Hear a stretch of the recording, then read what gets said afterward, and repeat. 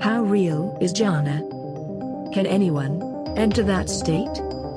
How does it compare to the pleasure of sex or the pleasure of drugs? In this video, Swami Paramananda gives the answers to these questions. So stay tuned.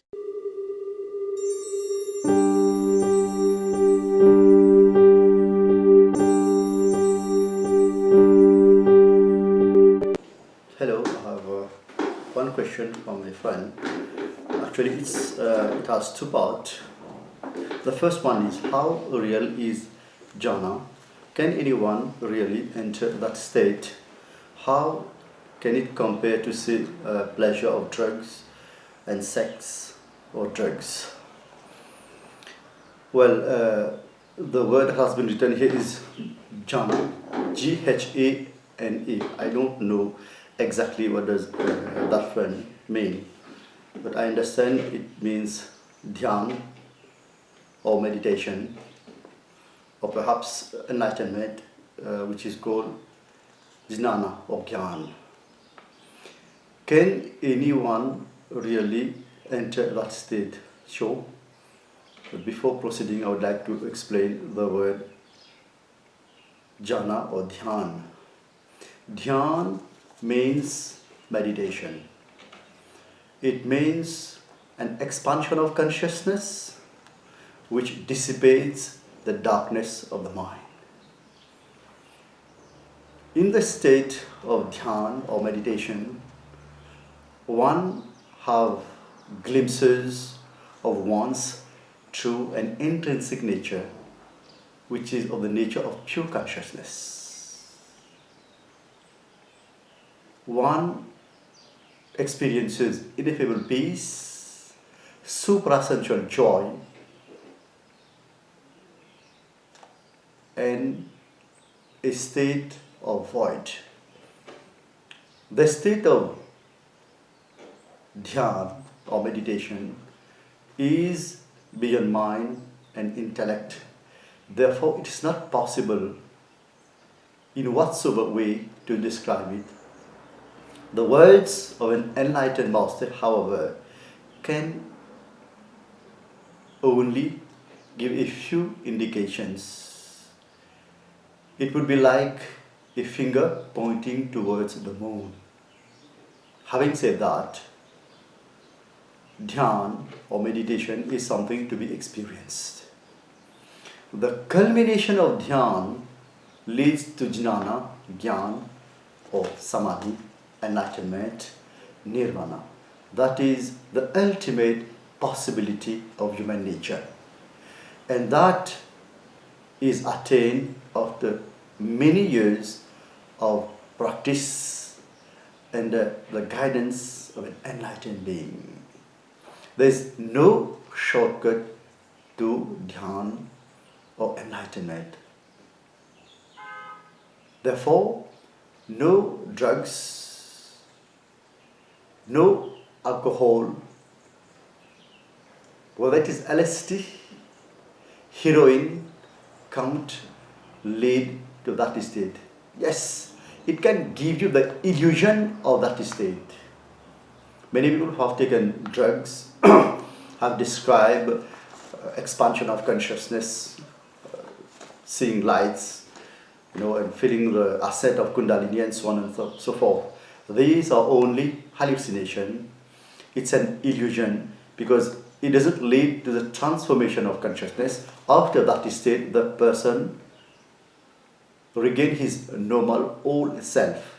Therefore, it has nothing to do with any drug whatsoever. That has to be understood. Therefore, it cannot be compared to any drug. However,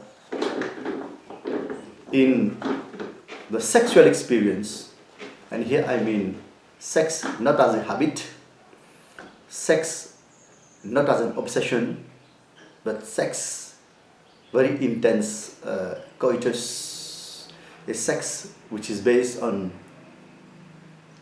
love, a sex where there is respect, a sexual act which is free from any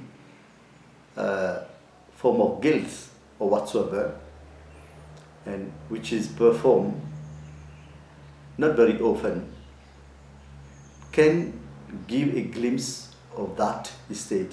In fact, the pleasure, the orgasm of a sexual act is nothing but a glimpse of enlightenment.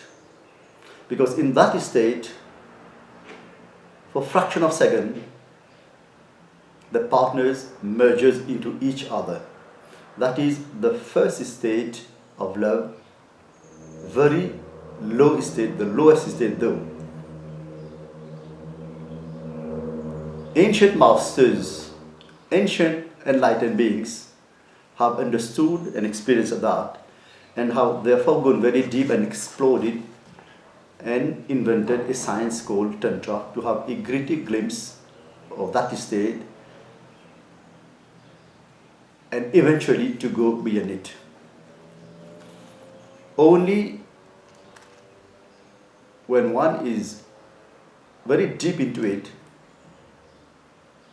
one can have a glimpse of that state of Dhyana.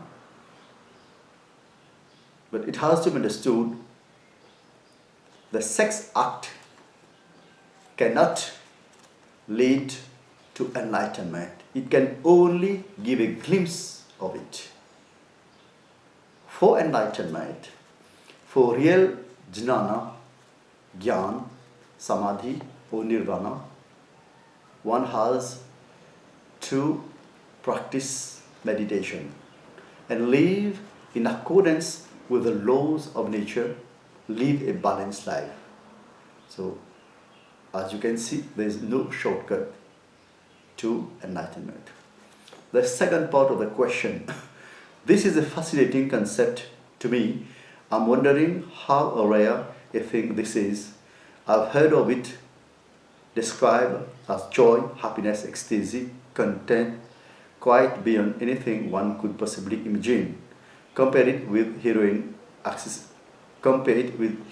accessibility. No, friend, it cannot be compared with any sort of drug. It cannot in fact be compared with anything, because in the state of enlightenment, duality simply disappears because mind is simply dissolved into its origin. But it is true that it is beyond anything that one can imagine, because it is beyond mind. As I told you previously earlier, a master or a person who has experienced it can only give a glimpse. He can only give you an indication. But yes, one can certainly say that it is bliss, but it is a bliss that is beyond description. It is supra-sensual bliss. That's why it has been called Paramananda. Param means supreme, beyond senses. Therefore, the Hindus have called it Anand, bliss, Paramananda. Not joy, not happiness, because joy, happiness are sensual. It cannot be compared with anything, but it certainly can be experienced. And for that, one needs to be regular in meditation under the guidance of a master.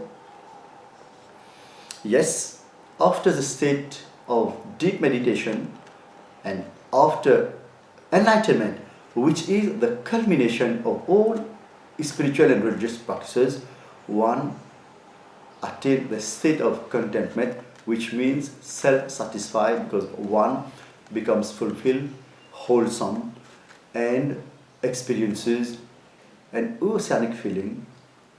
One experiences oneness with the universe and its origin.